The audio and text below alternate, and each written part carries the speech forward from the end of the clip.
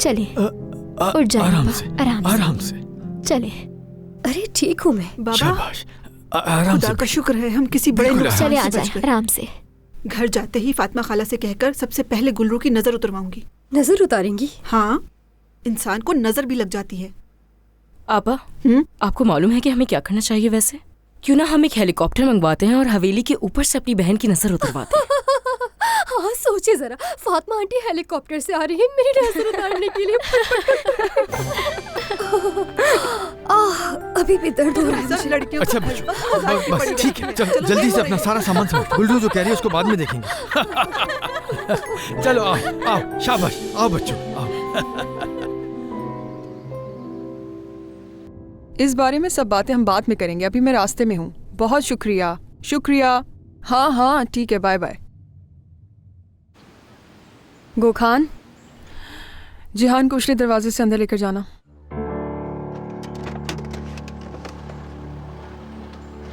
गुलफाम साहिबा, क्या हुआ था? शुक्रिया शुक्रिया आप सबके आने के कुछ लिए। बताएंगी? शुक्रिया, बहुत शुक्रिया। हट जाइए कैसे please। लगी थी, कुछ तो बताइए। एक बार फिर से आप सबके आने का बहुत शुक्रिया। लोग जानना चाहते हैं, कुछ तो बताइए। गुलफाम साहिबा। जिहान कहाँ है? हाँ, पिछले दरवाजे से आएगा वो। तुमने मुझे कॉल क्यों नहीं की गुलफैम? मेरा दिमाग वैसे ही अपनी जगह पे हाजिर नहीं है इस वक्त।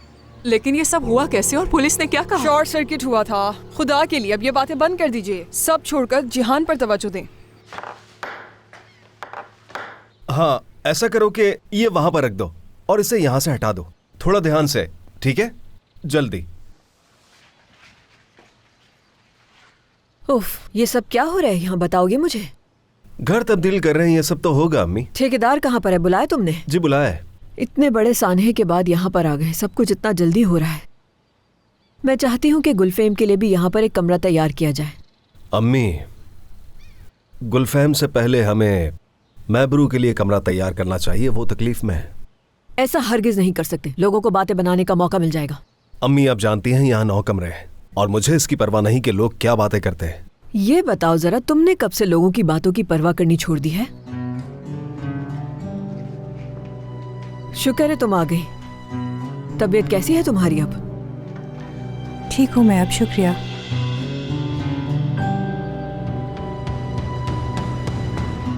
खुदा का शुक्र है। महबरूरे साहिबा को उनके कमरे में लेके जाओ, आराम से बिस्तर पे लेटाना।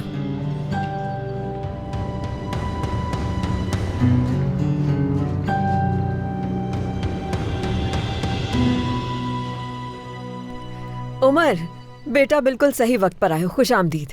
अब आ ही गए हो तो दोपहर का खाना हमारे साथ खा लेना। भाई आए, मुझे आपसे बात करनी है। मुझे कोई बात नहीं करनी तुमसे।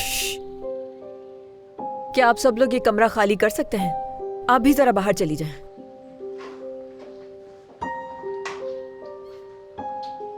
क्या कोई मसला हुआ है तुम्हारे बीच? महबरू ने तुम्हें जो भी कहा हो, अब उसमें मेरी गलती हो या नहीं, इल्जाम तो तुम मुझ पे लगाओगे। भाभी ने मुझे कुछ भी नहीं बताया भाई। महबरू ने तुम्हें यकीनन मेरे खिलाफ बहुत सारी बातें लगाई होंगी। हाँ, और तुमने उसकी बात मान ली होगी। तुम्हें अपना भाई जो गलत नजर आता है, बस।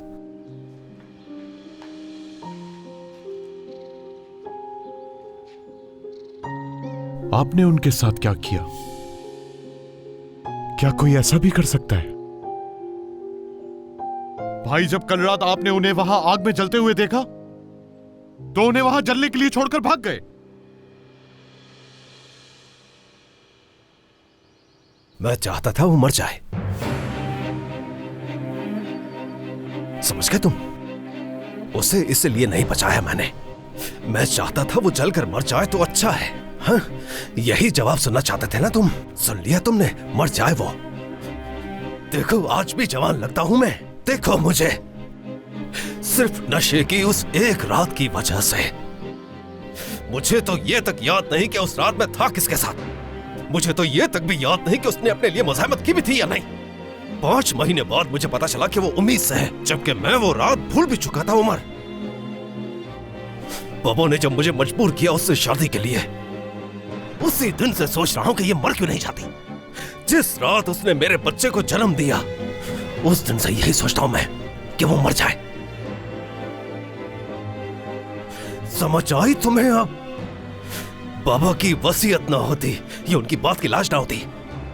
इस औरत के साथ अगर ऐसे ही बांधे रखा मुझे, तो याद रखना तुम सब, यही दुआ रहेगी हर वक्त मुंह पे।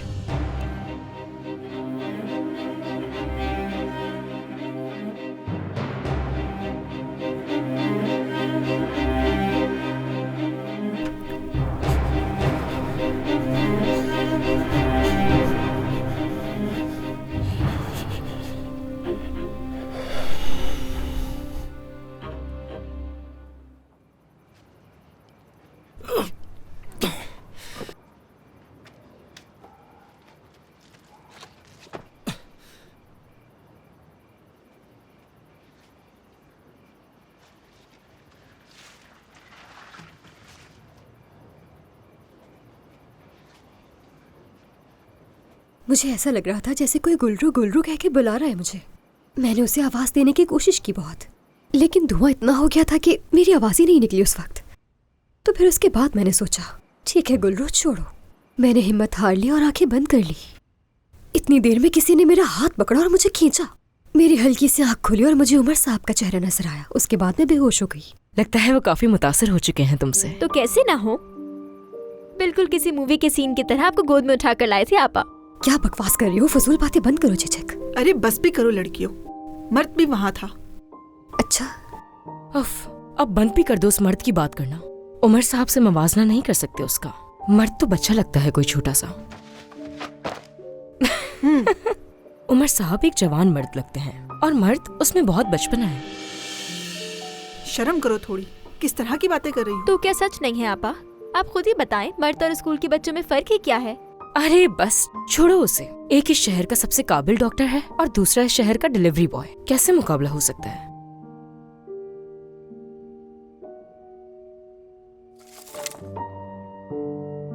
क्या कोई आया है? बाबा आए हैं क्या? नहीं तो बाबा कैसे आ सकते हैं? अरे बस करो ना, छोड़ो। उमर साहब की शख्सियत के बारे में बात कर रहे थे हम। बस कर जाएं आप लोग, इस बारे में मजीद बात मत करें।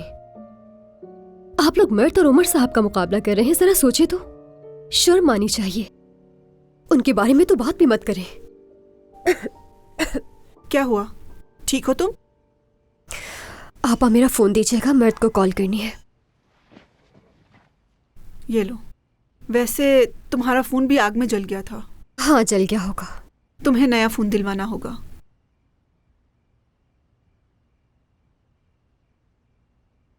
क्या हुआ? उठा ही नहीं रहा।